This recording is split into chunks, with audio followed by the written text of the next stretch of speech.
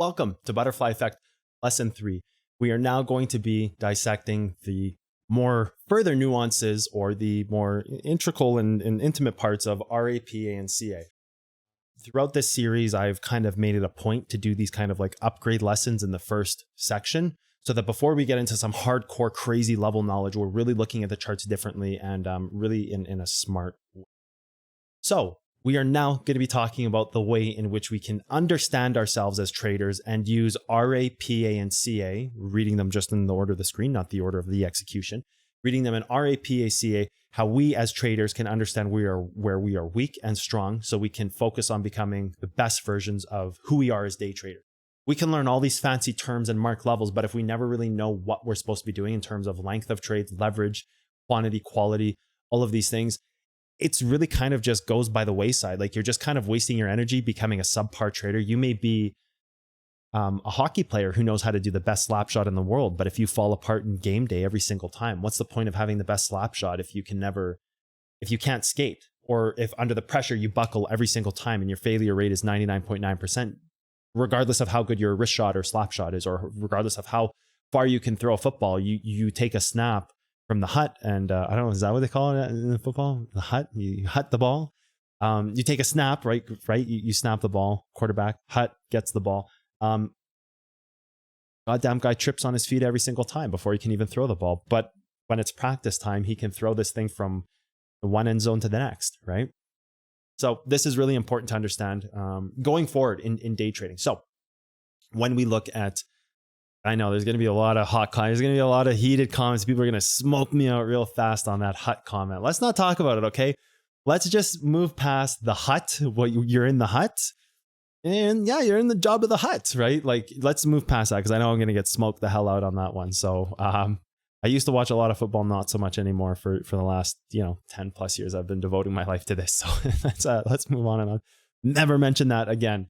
Okay, so when we look at trading, we have to understand that there are a bit of a breakdown point in trading and what we have to realize about the way our trades and the way they work in order to become the best in the moment traders and really be able to do this stuff properly. So what we're going to do here is we're just going to get to a point in this chart where we have PA here, and we're going to kind of expand these timeframes just for visual clarity. We're going to kind of expand these timeframes a bit here. And maybe we need to pull the CA down here. And we're really going to start to put some definitions on how long you should be in a trade, where it makes sense to stay in trades and not stay in trades, how much leverage you should use as you're trying to scale yourself up as a trader, use zero leverage or most leverage, how many trades you should take, and so forth. So really, this is going to be a full-rounded guide on who am I as a day trader and what are the steps that I can do to get better. So quite a big, elaborate one here. Let's get a drink before we go. Nice little Perrier. This video is not sponsored by Perrier. Not sponsored, I said. It's just my drink of choice for today. Okay, when we think about trading, we have to think about the quantity of trade, the quantity of trades we take, how many trades. So quantity becomes a measurement against risk assessment. Quality becomes a measurement against procedural analysis, and length in trade becomes a measurement against comparative analysis. So we're going to kind of write those down. So if we were to go and take our text tool, hopefully it works this time. We're going to go length of trade, right? We're going to make this a lot smaller. I'm going to color all of these white because we don't really care about the color code here. Length of trade, quality of trade. And this is going to make a lot of sense when people hear this. Quality of trade and quantity of trade. Quantity, is that how we spell it? Yeah, quantity of trades. Good, no red lines. We're off to a roll. Length of trade is dictated by your comparative analysis. The quantity of trades, like how many trades you should be in, are dictated by risk assessment. And the quality of trades are always going to be, which is the leverage you use, is going to be dictated by procedural analysis. So we're going to start getting into that a little bit here. So let's start with risk assessment. Why not? So risk assessment is being able to mark a bunch of different levels on your chart, as we did in our risk assessment guide. We can go and find some kind of reference points here. Actually, you know what? We don't need to. We did that in the last video. We already kind of know where these things go. We're just going to start kind of making something up, right? So you have the hourly level inside the hourly range, you would have maybe the 15 and the 5-minute range, et cetera, et cetera. So we're just going to kind of line this one up to make sense at a theoretical level.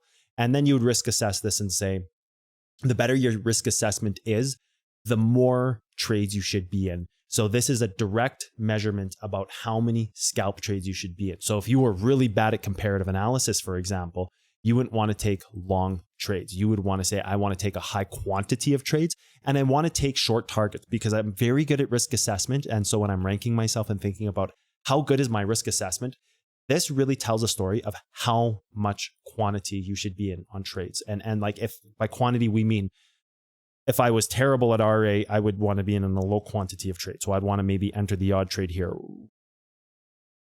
I would want to enter one trade every 4 hours because I'm just not good at seeing risk assessment. And if you weren't good at risk assessing these levels, you wouldn't want to be taking every single one of them. You wouldn't want to be taking this one and this one and this one because you wouldn't have a fundamental understanding of when they're failing and how long you should be in them. And that has kind of a shared relationship with comparative analysis. When this level gets hit, depending on how strong your comparatives are, if they're really strong and you can see when something's developing, you could say, this is dictating the length of the trade, which means that if comparatively I was good, I should stay in this longer because it's in succession. If you weren't very good at comparative analysis, you would say, oh, I should stay in this short because I don't really understand how long this trade is going to go on. So one of the direct measurements of length is during RA, right? Because you're trying to develop the comparative analysis of the chart. You're trying to develop those comparative moments and that architecture to understand how long you should be in the trade. But if your RA was really good and you're properly assessing the risk on these levels, you should be taking every single time a range is hit and you're really good at RA. It means you should be in a big quantity of trades. It really means that you should be constantly taking trades because you've assessed the risk properly. And you can say this level is always going to create a bounce. This level will always create a bounce and this one will always create a bounce. Or if this was the case here, you would say, instead of that, you could make it like this, RA, RA, RA. So if you understood the larger range, and you hit all your levels perfectly, you could say all three of these levels, I could take a trade. So the frequency of my trades is grand. My RA is really good. I understand it's going to bounce here. I understand it's going to bounce here. I understand it's going to bounce here.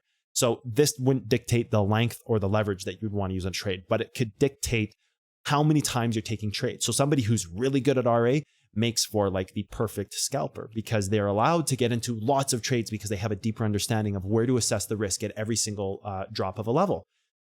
So risk assessment really is the dictating factor of how many trades you should be in. Somebody who's really good at RA is like a scalper by nature. And remember, everything starts as a scalp trade. If you are great at if you are great at RA but terrible at CA, it would just mean you have to take your trades a lot sooner. You are like quote unquote a scalp trader. You enter on all these knife bounces. You enter here, you exit here. You enter here, you exit here, you enter here, you exit here, you enter back here, you exit here. You are like a scalp trader by definition. So if you find yourself extremely good at assessing risk in trades and doing like really valuable RA, you need to up the quantity of your trades. You need to be entering all of these RA levels that you're nailing. Now, procedural analysis allows you to control the quality of the trade, which is now the leverage of the trade. So if you were really good at procedural analysis, you would understand which levels to mark, not so much assessing the risk in the moment and saying, here's my RA and time bombs and shields, because quantity of trades would be like shields, time bombs, RA, all that stuff we talk about in the RA dictionary and the RA video, the guide I have outside of Butterfly Effect 2, go look for it on my channel if you haven't seen it. But this would allow you to dictate everything you do before a trade. So let's assume that RA isn't here. It's not being used right now. We are taking a look at this trade. CA hasn't executed yet. We're not at that point where we're post-trade. We're kind of just in this moment, right? We're just looking for what could possibly happen. EA would be saying, I understand all the levels that were on the chart. I've marked them properly.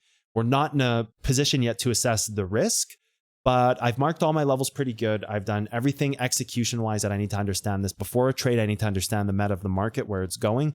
I need to kind of dictate out some of these ranges.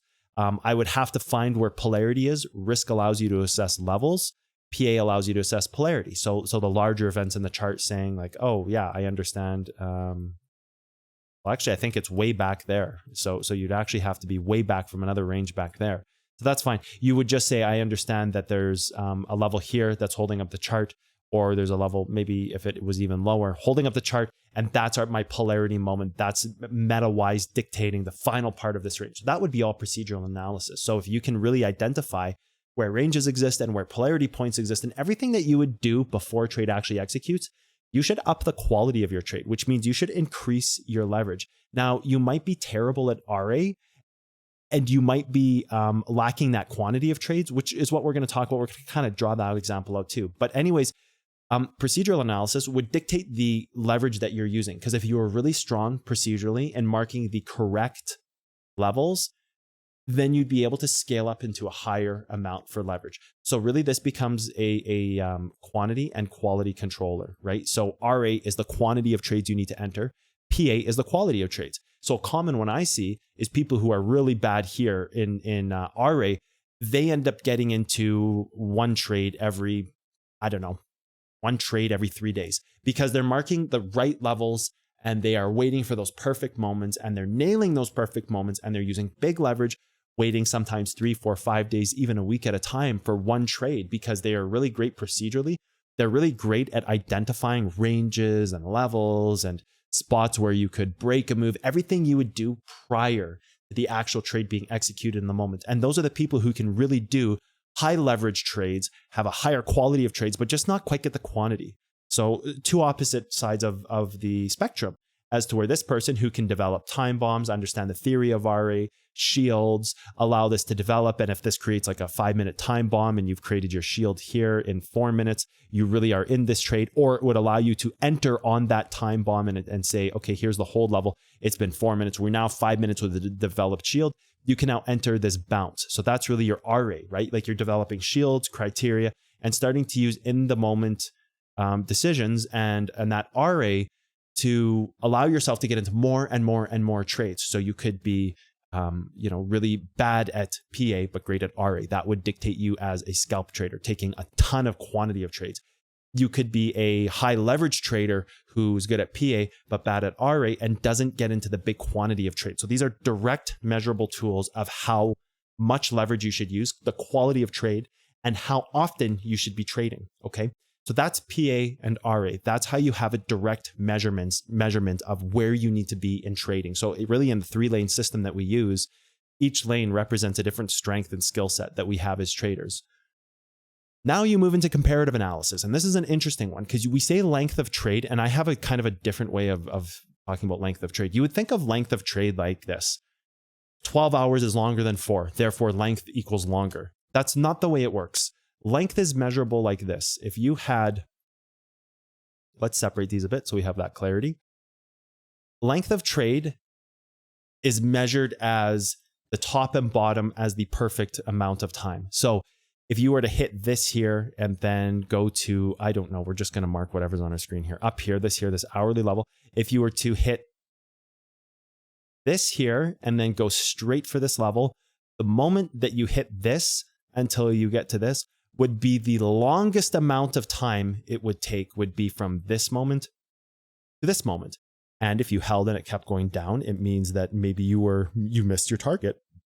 And comparatively, you either break down and you completely misidentified CA, or maybe even your target was actually up here. And CA wise, you said here's a hold level and it's actually going to bounce this and move up to this next target. So this moment from here to here would be the longest possible part of the trade. It's the beginning to the end of the trade. So comparative analysis allows you to enter longer trades, as where every trade starts as a scalp through risk assessment. You are allowed to take a bunch of scalps and then take your comparative analysis to create those events. Like, an example here would be we go to the 15-minute time frame today. And you can see where you would have had, stop.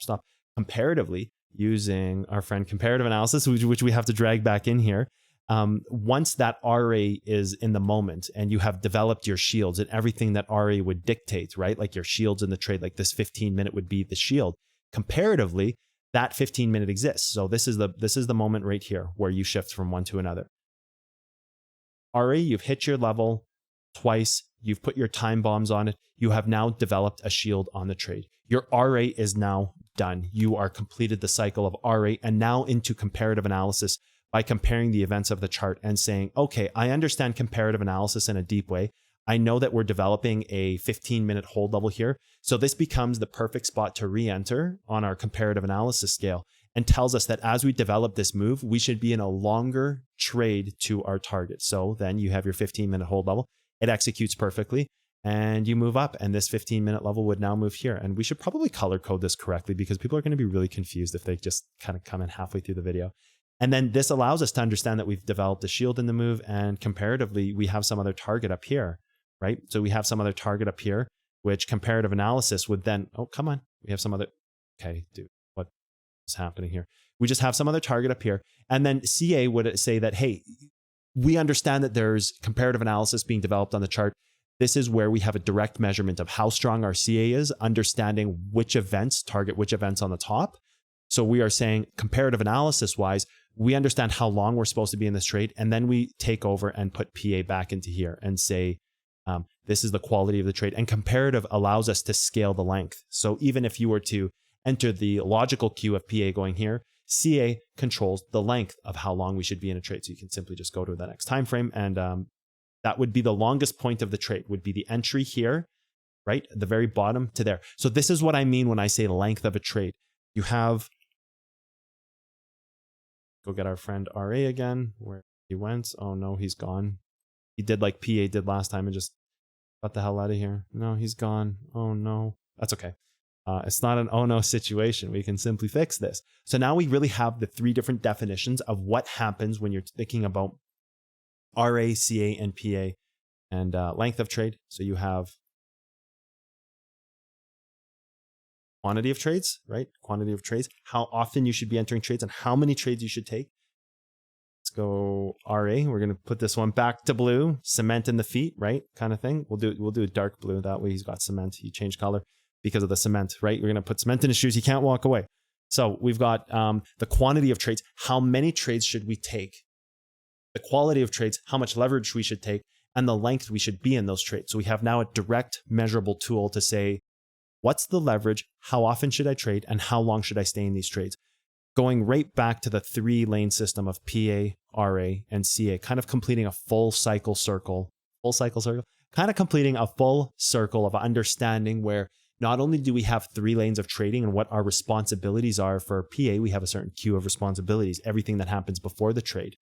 And RA, we have everything that happens during the trade. And CA, we have everything that happens after the trade. But we've added layer 2 to this, which is everything that happens before the trade. How well are we at that to allow us to use a certain scale? So now we have everything that happens before the trade and how much leverage we should use.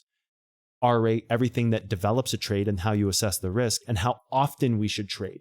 And comparative analysis, how well we understand the events that are comparing to each other and the length we should be in the trade. So we've created a 3-lane system with multiple executable layers to really allow people to look at how they are trading and where they're struggling to see which part of the charts they need help with. If you're somebody who's great at RA, you're going to be like a master scalper, right? Let's just start drawing out some of those scenarios again. If you're great at RA, you'd be an amazing scalper. And if you had terrible CA, but you had great RA, you would take constant short trades. Like you would be taking every single bounce. You would take this bounce. You would take this bounce. You would take this bounce. You would take this bounce. But your targets would be small because your CA would be lacking the foresight to understand what's happening and developing in the trade comparatively to say if it's in succession or failure. So if you were only good at RA, you would always want to be a scalp trader with short targets. You would enter like 10, 20 trades a day and just take small profits on each trade.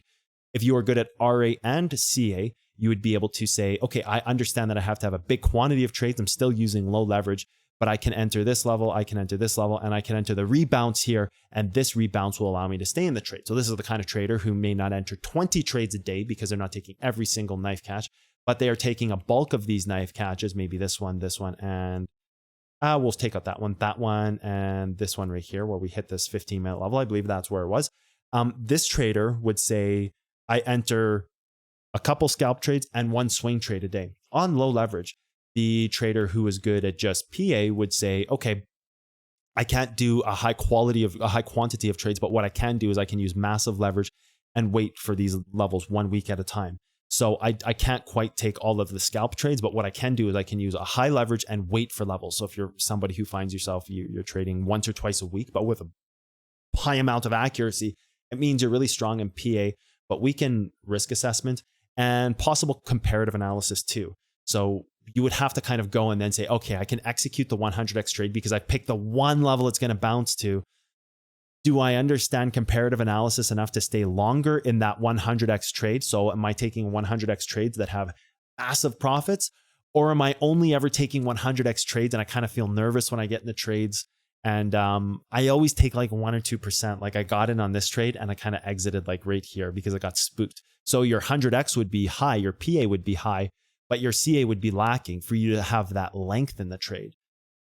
And then if you were good at PA and RA, but not CA, you could do a lot of miniature 100x scalps. So you could do a high quality of trades because you understand everything that's happening before the trade. You could do a high amount of scalp trades that are big leverage, but you could never convert those into swing trades. If you were only ever good at comparative analysis and you're terrible at procedural analysis and risk assessment, you'd have to go into long-term trades that don't have any leverage, because the problem here is you're introducing something new. Remember, CA, PA, RA ends up like this, right?